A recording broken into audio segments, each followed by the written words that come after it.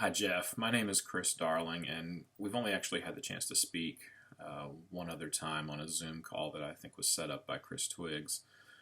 Um, First of all, I really hope that this message finds you recovering well, doing the right things, listening to your body, and as other people have mentioned, listen to Barb, because we all can't wait to see you back out there on the race course again, but all in due time.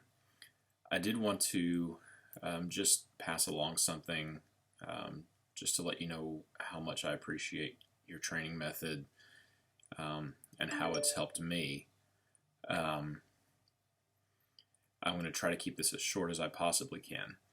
But in 2017, I started kicking around the idea of running my first marathon. I'd done several halves, and a friend of mine, and I believe you've met him as well, JD from Central PA,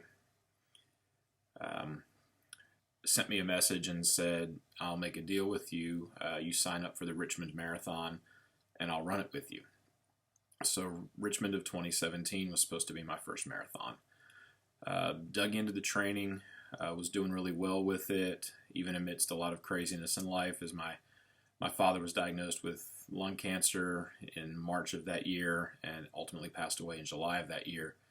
But things were still pretty good with the training. I had a couple crazy long runs where things bonked, but I wasn't overly discouraged.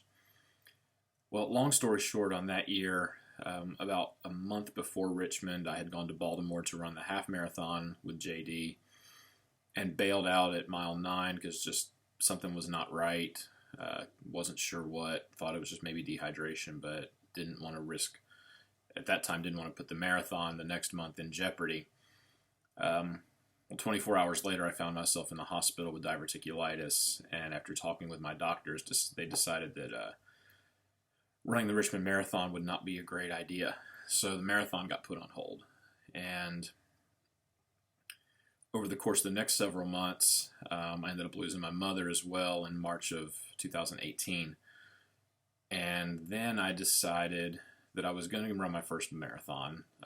One, because I'd said I was going to, but two, when Richmond was my original plan, both of my parents, who live in the Maryland area, had said they wanted to come down and see me cross the finish line, even though they had no idea why I wanted to do it. They didn't understand my love of running, especially as someone that, even as a two-sport athlete in high school, hated running pretty much all of his life.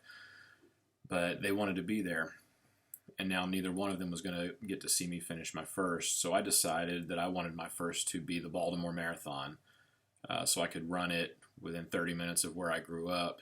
But also, I felt that I owed that course a little bit of payback for what it did to my body the year before in the half marathon. And pushed on with the training. And in October of 2018, largely thanks to your method, I got that. And it hangs on my office wall. And I'm so proud of it.